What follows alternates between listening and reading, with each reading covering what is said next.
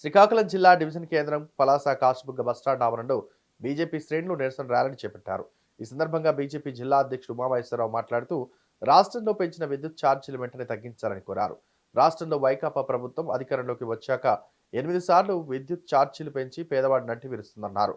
గడిచిన 4 నెలల్లో సుమారు 700 కోట్ల అదనపు విద్యుత్ ఛార్జీల భారం ప్రజలపై పడిందని, ప్రభుత్వపు అనాలోచిత నిర్ణయాల వల్ల ప్రజలకు తీవ్ర నష్టం వాటిల్లిందన్నారు. ఉమామహేశ్వరరావు, భారతీయ జనతా పార్టీ శ్రీకాకుళం జిల్లా అధ్యక్షుడు.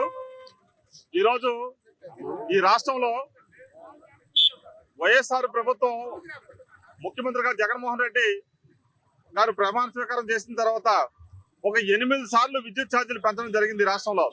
అంటే రాష్ట్ర ప్రభుత్వం అనాలోచిత నిర్ణయాలు, అవగాహన లేనటువంటి పరిపాలన, ఈ విధానం వల్ల ఈరోజు విద్యుత్ ఛార్జీలు విపరీతంగా పెరిగి యూనిట్ రేట్లు పెంచుకొని ప్రజల మీద అంటే వినియోగదారుల మీద భారం వేసే పరిస్థితి ఏర్పడింది.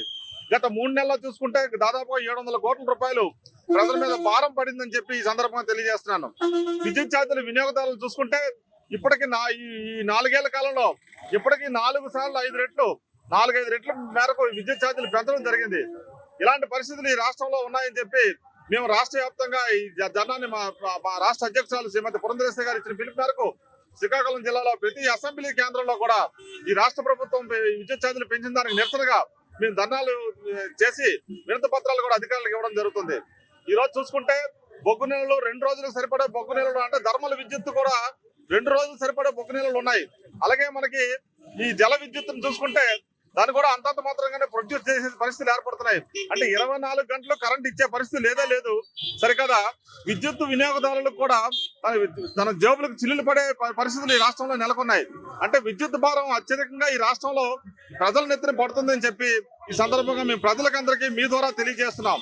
ఈ రోజు ఈ రాష్ట్ర ప్రభుత్వం దిగివచ్చి ఈ ధరలు తగ్గించకపోతే ఈ ప్రజలు మరింత వాళ్ళ ఆదాయ మార్గాలు ఇప్పటికే చాలా వరకు తగ్గిపోయినాయి. ఈ రాష్ట్రంలో ఉపాధి అవకాశాలు లేకపోవడం వల్ల ఈ విద్యుత్ ఛార్జీలు అదనంగా ఉండడం వల్ల భారం పడుతుందని చెప్పి భారతీయ జనతా పార్టీ స్టాండ్ తీసుకొని ప్రజల తరఫున మేము ఉద్యమంలో ధర్నాలు చేసి విద్యుత్ ఛార్జీలు తగ్గించే వరకు మేము డిమాండ్ చేసేందుకు మేము ధర్నాలకు ఉపకరించడం జరిగింది.